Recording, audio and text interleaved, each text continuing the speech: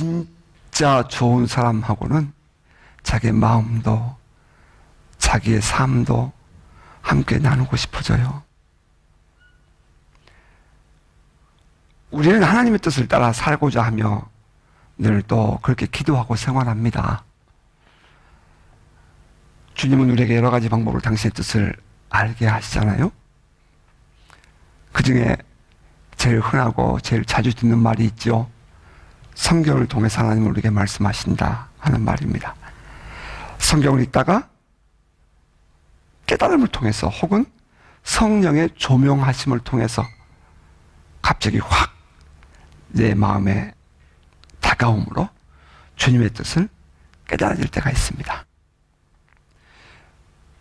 그 말씀이 약속의 말씀으로 다가오기도 하고요. 또 아직 이루어지지 않은 나에게 주시는 예언의 말씀으로 들려지기도 합니다. 저는 지난 주일 여러분에게 말씀을 전하면서 주님이 고린도에서 고난을 당하고 있고 두려워하고 있는 바울에게 오셨던 그 말씀 속에서 저는 제가 주님의 약속을 받았고 나에게 주시는 주님의 예언의 말씀으로 받았다라고 여러분에게 설명을 드렸습니다. 두려워 말며 침묵하지 말고 말하라. 내가 너와 함께 있음에 어떤 사람도 너를 대적하여 해롭게 할 자가 없을 것이니 이는 이 성 중에 내 백성이 많음이라. 저는 이 말씀 가운데 특별히 혼자 입버릇처럼 이렇게 되뇌이는 말이 있습니다. 이 성 중에 내 백성이 많다. 그렇게 혼자. 주님이 나에게 말씀하시기를 이 성 중에 내 백성이 많다. 그러신다는 거예요. 저는 그 말씀을 나에게 주신 희망의 말씀으로 제가 받았습니다. 제가 세브란스 병원에 20년 전에 입원했을 때에 저에게 큰 힘이 된 말씀이 있었습니다. 두려워하지 말라. 내가 너와 함께 함이니라. 놀라지 말라. 나는 너의 하나님이 됨이라. 내가 너를 굳세게 하리라. 참으로 너를 도와주리라. 참으로 나의 의로운 오른손으로 너를 붙들리라. 수술실에 이동 침대를 타고 수술하러 들어가는데 다른 생각은 아무것도 나지 않았습니다. 주님, 이 죄인도 주님의 의로운 오른손으로 붙잡아 주시렵니까? 라고 했습니다. 이 죄인도 주님의 의로운 오른손으로 붙잡아 주시렵니까? 그러면서 수술실 들어갔어요. 우리가 오클랜드 블레싱 집회할 때는 이 말씀이 저에게 큰 능력이고 또 약속이었죠. 저는 이 말씀을 첫 시간에 나누었고 저와 우리 교회 우리 성도들에게 주시는 예언의 말씀으로 받았습니다. 여호와께서 아브라함에게 이르시되 너는 너의 고향과 친척과 아비집을 떠나 내가 너에게 보여줄 땅으로 가라. 내가 너로 큰 민족을 이루고 내게 복을 주어 내 이름을 창대하게 하리니 너는 복이 될지라. 너를 축복하는 자에게는 내가 복을 내리고 너를 저주하는 자에게는 내가 저주하리니 땅의 모든 족속이 너로 말미암아 복을 얻을 것이라. 창세기 12장 1절 이하 3절의 말씀입니다. 솔직히 성경에 기록된 말씀이 모두 다 그 순간 저에게 주어진 말씀은 아니었습니다. 특별히 그 순간에 성령께서 조명하셔서 제게 그 말씀을 붙들게 하시는 것이었습니다. 그때 그 말씀은 주님의 약속이 되었고 저는 그것을 저의 삶에 이루시겠다고 하시는 주님의 음성, 주님이 나의 삶에서 이루어 주실 예언의 말씀으로 저는 받았습니다. 저는 그때마다 마치 그 대나무에 매듭이 이렇게 생기잖아요. 대나무에 매듭이 있잖아요. 평범하다가도 조용히 있다가도 어느 한순간에 주의 말씀이 확 와 닿으면 그 말씀을 붙잡습니다. 그러면 또 그 다음 단계로 올라갑니다. 마치 대나무가 성장해 가는 것처럼 저는 이 예언의 말씀을 들을 때마다, 약속의 말씀을 들을 때마다 저는 한 걸음씩 올라서게 되었습니다. 돌아보니까 그것이 결코 무시할 수 없는 하나님의 섭리였더라는 것입니다. 또 이제 때로는 우리가 하나님의 음성을 듣고 하나님의 뜻을 깨달아야 됩니다 라고 얘기할 때에 하는 말이 뭐냐면 기도하다가 주의 음성을 들을 때가 있습니다 라고 한다는 것입니다. 때로는 기도하다가 갑자기 마음이 평안해지면서 주의 말씀이 떠오르기도 합니다. 예배 중에 설교를 듣다가 주의 뜻을 깨달을 때도 있죠. 예배를 들을 때에 주여 말씀하옵소서. 주의 종이 듣겠나이다. 사무엘이 그랬어요. 그 사무엘의 마음을 가지고 주의 말씀을 들으면 우리는 그 예배 가운데서 나에게 들려주시는 주님의 음성을 들을 수가 있습니다. 나의 생각이나 나의 해석, 나의 주장, 그 내 것이 내 안에 들어있어서 들려지는 주의 말씀을 듣고 또는 읽을 때에 그것이 앞서게 되면 죄송하지만 주님의 음성은 들리지 않는 것입니다. 종종 많은 사람들이 난 수없이 기도하는데 도대체가 주님의 뜻을 모르겠어요. 이렇게 말하는 사람들도 있습니다. 기도하는데 주님이 응답을 안 하셔요. 1년이 되고 2년이 됐는데 아직도 주님께서 나에게 말씀 안 하셔요. 그런 분들도 있을 수 있어요. 근데 여러분, 그런 경우 대부분의 사람들은 자기의 생각이 이미 다 정해놓고 자기의 계획 다 정해놓고 주님 사인해 주세요 하는 경우가 대부분입니다. 주님께서 내게 응답해 주시기를 원해요 라는 그 말 속에 보편적인 사람들의 그 기도하고 예배를 드리는 그 사람들의 마음에는 내 생각, 내 계획, 내 마음이 언제나 다 카바 뚜껑 씌워놓은 것처럼 덮여 있어서 그 시간에 나에게 들려주시는 주의 음성을 놓치는 사람들이 많다는 것입니다. 예배 가운데 주의 말씀이 선포될 때에 그 말씀을 이 데살로니가 교회의 교인들처럼 말씀을 들을 수만 있다면 우리의 삶은 주의 은혜 안에서 큰 역사와 변화를 체험하게 될 것입니다. 바울은 이렇게 말했어요. 이러므로 우리가 하나님께 끊임없이 감사함은 너희가 우리에게 들은 바 하나님의 말씀을 받을 때에 사람의 말로 아니하고 하나님의 말씀으로 받음이니 진실로 그러하도다. 이 말씀이 또한 너희 믿는 자 가운데서 역사하느니라. 데살로니전서 2장 13절 말씀입니다. 예배를 드릴 때에도 기도하는 마음으로 주님을 사모하며 예배를 드리는 것입니다. 여기에 주님의 응답이 있는 말씀이 있습니다. 또 때로는 바울에게 나타나셨던 것처럼 환상 중에 주님의 뜻을 알게 하실 때도 있습니다. 주님께서 바울에게 직접 말씀하신 경우도 있지요. 하지만 드로아에서처럼 주님이 말씀하신 것이 아니고 마게도냐 사람의 환상을 통해서 주님의 부르심을 깨닫게 하시는 경우도 있습니다. 타락한 도시 고린도에서 복음을 전하던 바울은 두려워하면서 주저하고 있었어요. 과연 이 도시에서 내가 무슨 소망을 볼까? 과연 내가 이 사람들에게서 내가 뭘 기대할 수 있겠는가? 과연 내가 이들에게 복음을 전하는 것이 무슨 의미가 있겠는가? 그런 그에게 주님이 직접 오셔서 환상 중에 말씀하십니다.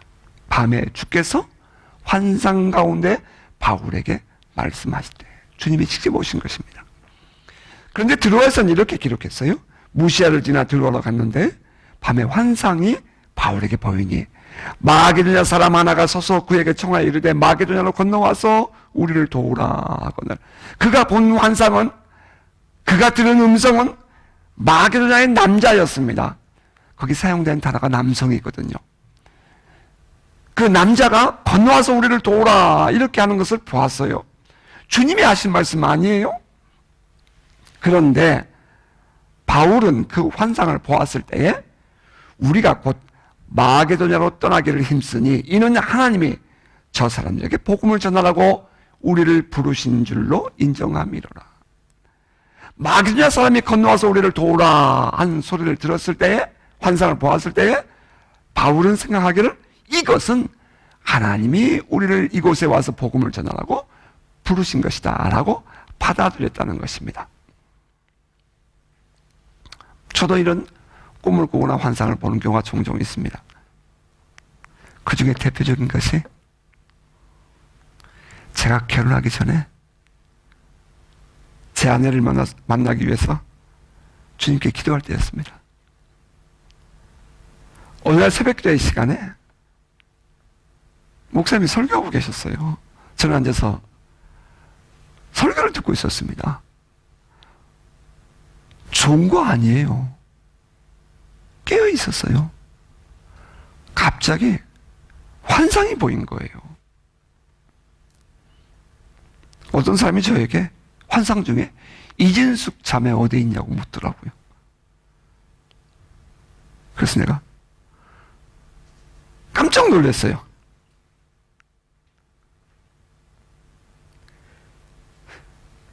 제가 본 환상은 그 친구의 환상이에요. 저에게 와서 이진숙 자매 어디 있냐고 물었지만 그 환상을 확 깬 저는 갑자기 주님께서 이 여인을 나에게 주셨구나 하는 마음이 들더라고요. 제가 들은 것은 주님이 이 여인은 내가 너에게 붙여준 배필이야 라는 말씀이 아니었어요. 그냥 또 다른 남자가 이 여자에게 프로포즈를 한 거예요. 그러면서 이진숙 자매가 어디 있냐라고 물은 거였어요. 그런데 제 마음속에는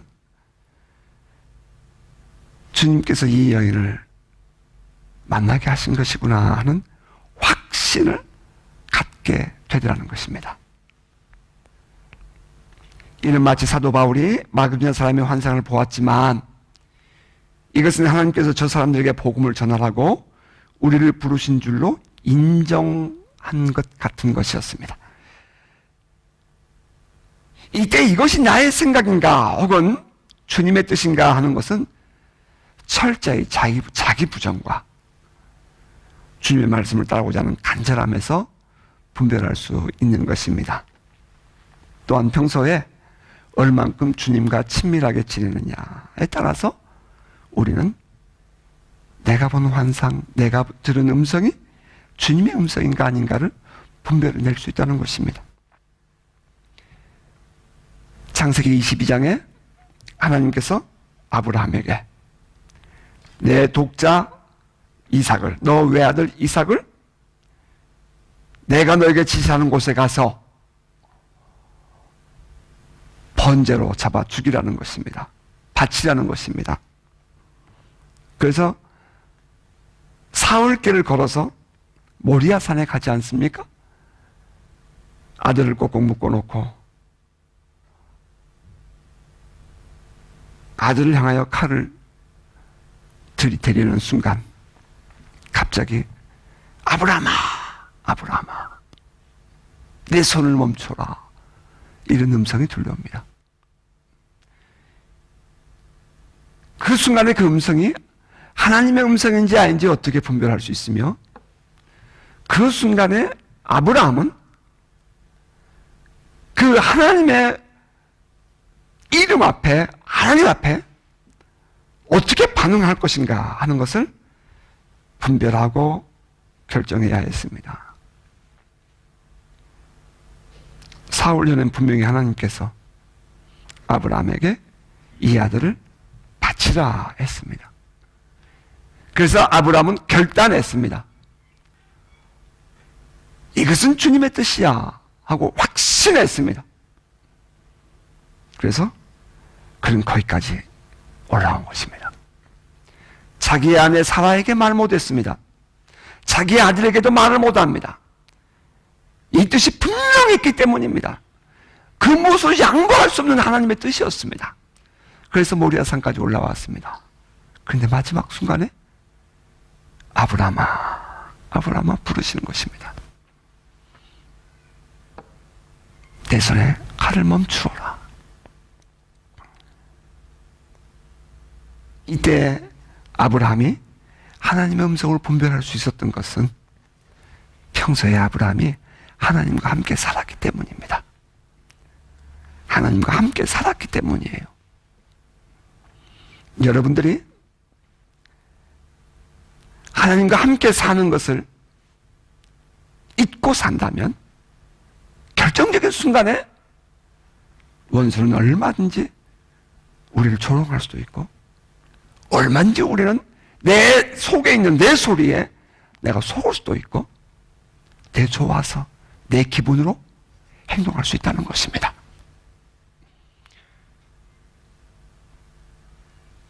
친밀감, 함께 살아가면서 경험하는 그 하나님, 그래서 그분의 음성이 늘 분별되어지고, 내가 환상을 보아도 혹은 내가 음성을 들어도 내가 주님으로부터 어떤 이 환경의 변화를 통해서 손길을 보아도 그 주님의 음성이 분별되어지는, 주님의 뜻이 분별되어지는 여러분 되시기를 주의 이름으로 축복합니다. 주의 말씀 중에, 말씀을 환상 중에 듣고 힘을 낸 바울은 이제 고린도에서 1년 반을 더 머물면서 복음을 전하게 됩니다. 여러분, 고린도 교회를 그 흔적, 그 유적지를 다녀온 사람들 말합니다. 고린도 교회가 얼마나 컸는지를. 굉장히 큰 교회가 세워지는데 바로 이 고린도 그 지역에서 바울이 1년 반 이상 머물렀기 때문에 이와 같은 일들이 일어나는 것입니다. 그런데 이 고린도에서의 사역을 더 귀하게 만들 수 있었던 데에는 또 하나의 중요한 원인이 있었습니다. 그것은 본도에서 태어난 사람으로서 로마에 살다가 유대인들은 로마에 살지 못하게 하는 당시에 황제의 칙령이 선포되어지자 도망을 온 이 아굴라와 브리스길라를 만난 것이었습니다. 신앙인들에 있어서 가장 중요한 축복, 만남의 축복입니다. 여러분 잘 만나는 축복 받으시기를 주의 이름으로 축복합니다. 살아계신 하나님을 만나는 이 수직적 관계에서의 만남, 이건 두말할 것도 없이 중요합니다. 이건 아무리 반복해도 지나치지 않아요. 여러분, 지난주에도 말씀드렸어요. 공부하는 사람들은요, 공부하면 희열을 느껴요. 여러분, 책 한 권 다 읽었어요. 억지로 다 책 읽고 나면은 남 모르는 막 기쁨이 생겨요. 희열이 생겨요. 공부도 마찬가지입니다. 성경을 읽고요. 성경도 마찬가지예요. 그런데 미안하지만 지식으로 신앙생활을 얼마든지 할 수 있다는 거예요. 단순히 지식적으로 알고 말로만 하는 그런 신앙이 아니라 살아계신 하나님을 직접 만나고 경험하는, 그래서 그분을 만나서 내 안에 어웨이크닝이 일어나는, 영적 각성이죠. 어웨이크닝이 일어나는 그런 인카운터, 그런 만남이 이루어져야 합니다. 실제로 살아계신 주님을 만나야 한다는 것입니다. 여러분 동의하시나요? 그럼 이것이 가능합니까? 라는 질문에요. 예, 제가 방법을 알려드릴게요. 가능합니다. 살아계신 하나님을 직접 나의 삶 속에서 경험할 수 있어야 돼요. 하지만 직접 그분을 눈으로 보고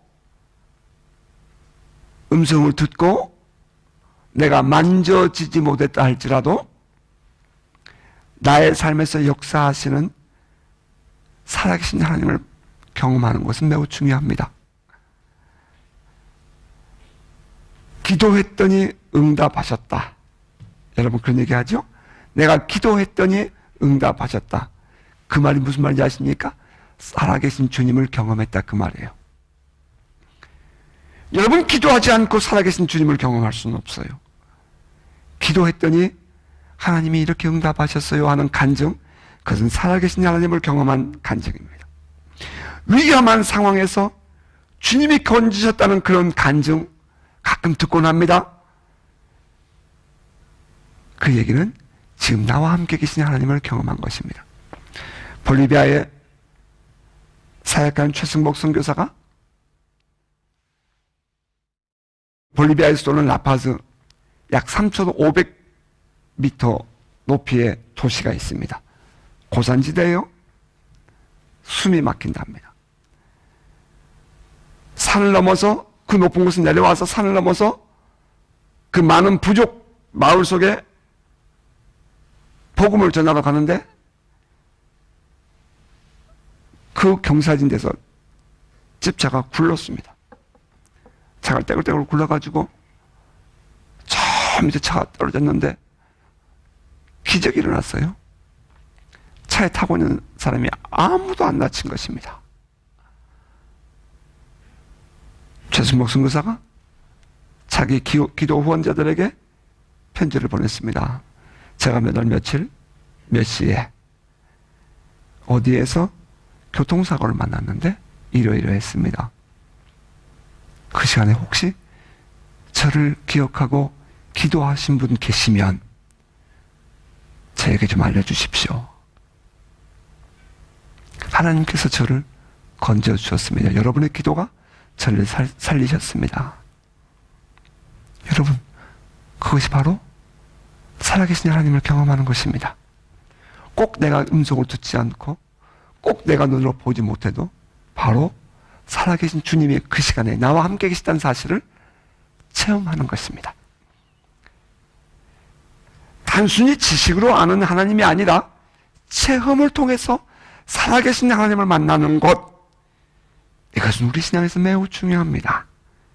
이것은 기도하는 사람만이 경험하는 것이고 하나님을 나의 삶에서 하나님으로 인정하는 사람만이 경험하는 은혜입니다. 하나님과 나와의 관계, 그 만남이 이루어지는 여러분 되시기를 주의 이름으로 축복합니다. 또 하나의 중요한 만남이 있죠. 그것은 사람들과의 만남입니다. 이것은 수평적인 관계에서 만남이에요. 하나님을 경험한 사람들과의 만남은 우리를 신앙의 길로 인도합니다. 지혜로운 사람과의 만남은 어려운 상황에서 헤어나올 수 있는 지혜를 갖게 하고요. 사업에 성공한 사람들을 만나보면 그 사람들은 늘 긍정적이고 가능성을 우리에게 가르쳐줍니다. 그런데 실패한 사람 만나고 나면 늘 불평불만을 듣게 됩니다. 그래서 그런 사람들을 만나고 헤어지면 돌아서는 순간 내 마음에 부정적인 영향력을 주어요. 그래서 나도 모르게 신경질이 나게 되고 부정적인 소리를 하게 됩니다. 제가 우리 교회를 구입하기 위해서 기도할 때 저는 사람을 정말 가려서 만났습니다. 어떤 사람은 저를 위해 주는 척하고 말을 했지만 실은 저의 마음을, 저의 믿음을 갉아먹는 사람도 있었습니다. 어떤 사람은 믿음의 사람인 줄 알고 그동안 교제하며 지내왔는데 정말 결정적인 순간에 보니 그런 자기 안에 감추어진 그 욕심을 채우기 위해서 그동안 믿음을 가진 것처럼 행동한 사람인 것을 알게 되었습니다. 그때 저에게 필요한 것은 믿음이었습니다. 믿음. 안 된다, 어떻게 되느냐, 없다, 이런 부정적인 소리는 세상을 바라보는 사람들에게서 나왔습니다. 세상을 바라보는 사람은 안 된다, 없다, 어떻게 되느냐 이렇게 말을 했어요. 그런데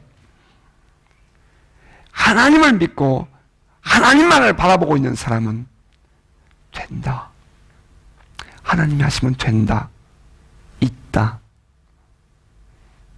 이런 긍정적인 말을 해주었습니다. 저에게 그때 필요한 것은 하나님만 바라보는 믿음이었어요. 그런데 놀라운 사실은 이 땅에 살고 있는 대부분의 사람들이, 심지어는 영적 지도자라고 말하고 있는 사람들까지도 세상을 의지하며 살고 있더라는 것입니다. 전 참으로 놀랐어요. 여러분, 정말 여러분을 살려주는 영적 지도자를 만나는 은혜가 있기를 주님을 축복합니다. 정말 중요한 얘기예요. 열의 열을 만나고 나면 제 믿음을 갉아먹었어요. 저로 하여금 세상 바라보도록 말했습니다. 그때 꼭 두 분, 정말 기적을 낳게 하는 용기를 주는 제 멘토 목사님들이 계셨습니다. 제가 평생을 제가 잊지 못합니다.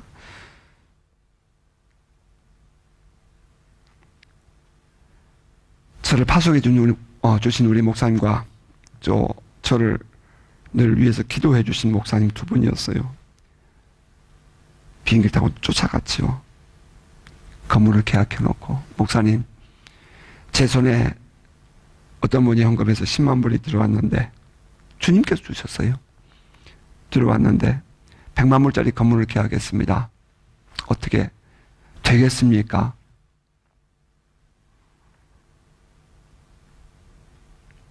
이 성사, 내가 도움을 주기는 어려워. 하지만 하나님이 하시면 돼. 목사님, 제가 목사님께 돈이 필요해서 온 것이 아니라 저는 목사님께 그 말씀 듣고 싶어서 왔습니다. 목사님, 기도해 주세요. 무릎을 꿇고 극구 거부하시는 목사님 양손을 제 머리에 올려놓고, 목사님 축복해 주세요. 그래서 목양실에서 축복 기도를 받고, 목사님 됐습니다. 전 돈이 필요해서 온 거 아니에요. 그리고는 바로 돌아와서 그 다음 제 선배 목사님을 찾아갔습니다. 목사님께 똑같은 말을 했어요. 목사님 됩니까? 그랬더니, 미안해 이 목사님, 하지만 하나님이 하시면 돼. 되지요 목사님? 돼. 되지요? 하나님이 하시면 돼. 목사님 고맙습니다. 다시 또 무릎을 꿇고 목사님 손을 내 머리에 얹고, 왜 이래? 아니요 목사님 기도해 주셔야 돼요. 목사님 손을 내 머리에 얹고 무릎을 꿇고 맨바닥에서 기도를 받고 바로 다음날 비행기 타고 넘어왔습니다. 하나님이 하시면 돼.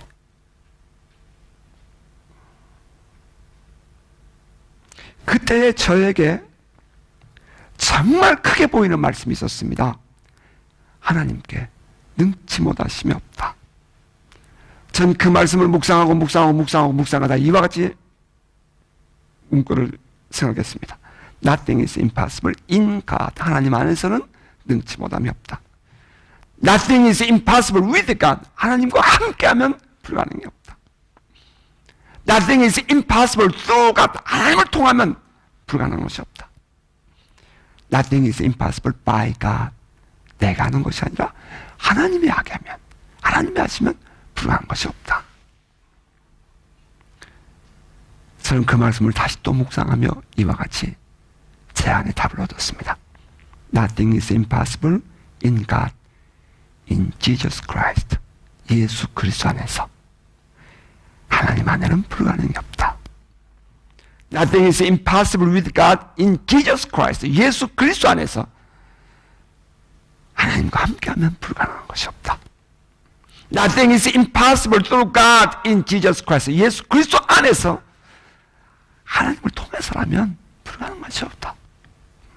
Nothing is impossible by God in Jesus Christ. 예수 그리스도 안에서 하나님에 의해서라면 불가능한 것이 없다. 저는 참으로 이 하나님을 믿었습니다. 약속의 하나님, 말씀을 믿고 살아가면 그 말씀에 대하여 책임지실 그 하나님을 저는 믿었습니다. 그때 제가 만났던 그 두 분, 그 선배 목사님들은 저의 신앙과 사역에 중요한 멘토가 되었습니다. 누구를 만나냐에 따라서 우리 인생은 달라집니다. 사람 잘 만난 축복 있기를 바랍니다. 바울이 고린도에서 아굴라와 프리스길라를 만났어요.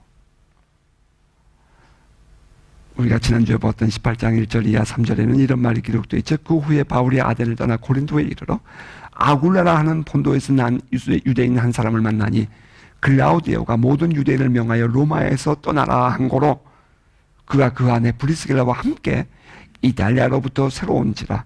바울이 그에게 가매 생업이 같음으로 함께 살며 일을 하니 그 생업은 천막을 만드는 것이더라. 그 브리스길라와 아굴라에 대해서 바울이 후에 이렇게 기록합니다. 바울이 아굴라와 브리스길라를 만난 것은 AD 53년경이에요. 2차 선교여행 마지막. 3차 선교여행 중에 있었던 바울이 고린도에서 로마에 있는 성도들에게 보낸 편지 내용입니다. 이 로마서는 1장부터 16장까지 기록이 되어 있는데 맨 마지막 장의 16장에 그 브리스길라와 아굴라에 대해서 이렇게 기록합니다. 너희는 그리스도 예수 안에서 나의 동역자들인 브리스가와 아굴라에게 문안하라. 그들은 내 목숨을 위하여 자기들의 목까지 내놓았나니 나뿐 아니라 이방인의 모든 교회도 그들에게 감사하느니라. 또 너희 집에 있는 교회도 저희 집에 있는 교회에도 문안하라 라고 말합니다. 로마서 16장 3절, 4절, 5절 앞부분입니다. 지금 바울이 이 로마서를 기록할 때는 AD 57년경이에요. 3차 전도 여행 중입니다.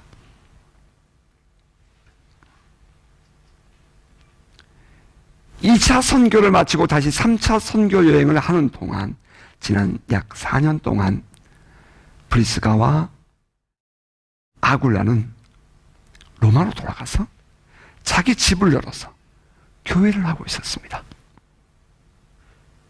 그 로마에 있는 성도들에게 보낸 편지에서 바울은 브리스길라와 아굴라를 향해 이렇게 말을 합니다. 그리스도 예수 안에서 나의 동역자들인 브리스가와 아굴라에게 문안하라. 그들은 내 목숨을 위하여 자기들의 목까지 내놓았나니 나뿐 아니라 이방인의 모든 교회도 그들에게 감사하느니라. 또 브리스가와 아굴라의 집에 있는 그 교우들에게도 문안하라 라고 말합니다. 우리는 바울이 고린도에서 브리스길라와 아굴라를 만나 생업을 같이 했다는 부분을 강조하면서 이것은 텐트 메이킹의 시초다. 텐트 메이킹을 하면서 선교를 했다, 같은 집에서 생활했다 하는 정도로 말을 강조하고 맙니다. 그런데 바울이 말하는 브리스길라와 아굴라는 그들은 바울의 목숨을 위하여 자기 목까지 내놓은 사람이라고 말을 합니다. 단순히 돈벌이 같이 하고 같이 한 집에 살다 그거 강조하고 싶은 것이 아닙니다. 많은 사람들은 그걸 얘기해요. 하지만 바울은 그걸 말하지 않아요. 이보다 더 귀한 만남이 또 있을까요? 여러분? 이보다 더 좋은 관계를 또 찾아볼 수 있을까요? 신앙 안에서의 관계가 세상 어느 곳에서의 만남보다 더 좋아야 하지 않겠습니까, 여러분? 그들이 그렇게 좋을 수 있었던 것은 복음 안에서 만났기 때문입니다. 피는 물보다 진하죠? 그런데 복음은 피보다 진하답니다. 예수 그리스도를 만남으로 거듭난 사람들과의 만남, 이것이야말로 귀한 하나님 안에서의 인연입니다. 데스티니, 또 다른 단어 페이트라고 말해요. 정말 좋은 사람과의 만남, 그 사람과는 마음도 삶도 함께 할 수 있는 것입니다. 브루스길라와 아굴라는 바울에게 그런 사람들이었습니다. 오늘의 본문은 이렇게 기록했죠. 바울은 더 여러 날 머물다가 형제들과 작별하고 배 타고 수리아로 떠나갈새 브루스길라와 아굴라도 함께 하더라. 고린도서 함께 하던 브루스길라와 아굴라는 바울과 함께 길을 떠납니다. 그들이 이제 갱그레에 이르렀어요. 바울이 일찍이 소원이 있었으므로 갱그레에서 머리를 깎았더라 라고 18절 뒷부분은 기록합니다. 바울은 후에 로마에 보낸 편지에 로마서에 16장 1절과 2절에 이렇게 설명하는 구절을 기록했어요. 내가 겐그레아 교회의 일꾼으로 있는 우리 자매 포에베 베베를 너희에게 추천하노니 너희는 주 안에서 성도들의 합당한 예절로 그를 영접하고 무엇이든지 그에게 소용되는 바를 도와줄지니 이는 그가 여러 사람과 나의 보호자가 되었습니다. 사도 바울이 겐그레에 2번 가지 않습니다. 사도 바울이 겐그레는 딱 한 번 방문해요. 고린도 교회에서 그 다음 베타로 가기 위해서. 그런데 그곳에서 베베라는 한 자매를 만납니다. 그리고 그곳에서 잠시 머물러서 사도 바울이 머리를 깎고 출발을 해요. 에베소라는 곳으로. 잠시 그 겐그레아라는 곳에서 머물렀을 때에 바울과 그의 일행을 도와줬던 사람이 베베였습니다. 그 베베가 후에 로마에 가게 돼요. 바울이 뭐라고 소개해요? 로마에 있는 성도들에게? 내가 겐그레아 교회 일꾼으로 있는 한 자매 베베를 너희에게 추천하노니 너희는 주 안에서 성도들의 합당한 예절로 그를 영접해라. 그리고 무엇이든지 그에게 소용되는 바를 도와줄지니 마치 나를 도와주는 것처럼 마치 나를 대해주는 것처럼 그 자매 베베를 대해주지 않겠니? 내가 그렇게 추천해 너희들에게. 이유는 이 베베가 말이지 여러 사람과 나의 보호자가 되었었어 라고 말하는 것입니다.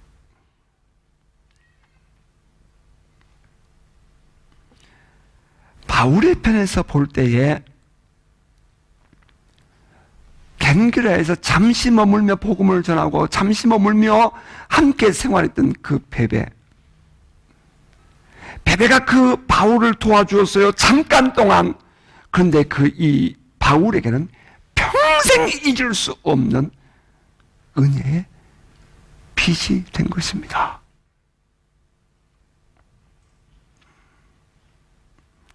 바울의 선교여행 지도를 보면 바울이 겐그레아에 다시 머물지 않습니다. 다시 가지 않아요. 이때뿐입니다. 그런데 이 베베라는 자매는 참 신앙인이었어요. 겐그레아 교회에서 인정받는 일꾼이라고 말했습니다. 그리고 바울은 그 베베를 나를 영접하는 것처럼 그를 영접해달라고 추천을 합니다. 어떻게 해서 이런 일이 생겼다고요? 여러분, 끝까지 변하지 않는 성도들, 목사가 말이에요. 여러분을 생각할 때마다 목사의 마음에 부담이 아니라 바울의 마음에 부담이 아니라 바울의 마음에 기쁨이 되고 어디를 내놓아도 나처럼 이 사람을 좀 대해줬으면 좋겠어 하고 말할 수 있는 성도들 되시기를 축복합니다. 겐그레아는 바울에게 그러한 만남이 이루어진 곳이었어요. 오늘 우리 오크랜드는 저와 여러분이 그런 만남, 우리 교회는 그런 장소 되어지기를 소원합니다. 바울이 일찍이 서운이 있었으므로 갱그레에서 머리를 깎았다라고 말했어요. 성경 해석가들은 말하기를 약간의 차이는 있어요. 하지만 바울이 머리를 깎았다 이 말 속에는 나실인의 서원이 있었다라는 것을 모두가 다 공감합니다. 하나님 앞에 기도하는 제목이 있으면 나실인들은 머리를 깎지 않잖아요. 머리에 삭도를 대지 않아요. 이게 바로 유대인들의 서원의 결례, 서원의 방법이었어요. 하나님께 기도하면 그 기도한 것을 이루기까지 머리에 삭도를 대지 않아요.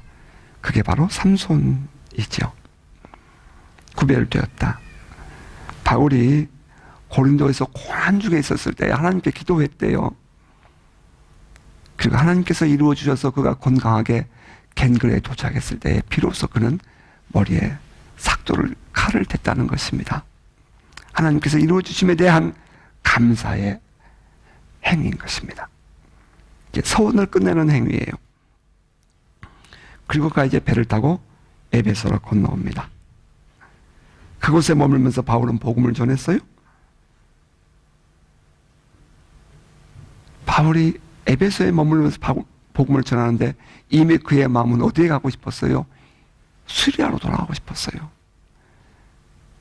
안디옥 교회로 돌아가고 싶었어요. 그것을 복음을 전하는데 사람들이 가지 말라고 바울의 바지가랑이를 붙잡는 거예요. 좀 더 오래 머물면서 우리에게 복음을 전해주세요. 그랬더니 바울이 이렇게 말해요. 주님의 뜻이면 다시 올 거야 라고 말해요.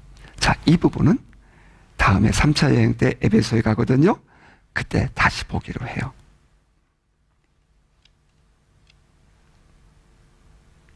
시간이 갔으니까 우리 여기까지만 합시다. 더 길게 하면 조금 더 길어지는 것 때문에 우리가 또 다른 은혜를 쏟아요. 우리 여기까지만 합시다. 나머지 부분은 가이사랴로 갔다가 예루살렘 들다 오는 부분은 다음 주에 계속해서 할게요. 우리 여기까지만 하십시다. 여러분, 정말 저는 여러분에게 이렇게 말하고 싶어요.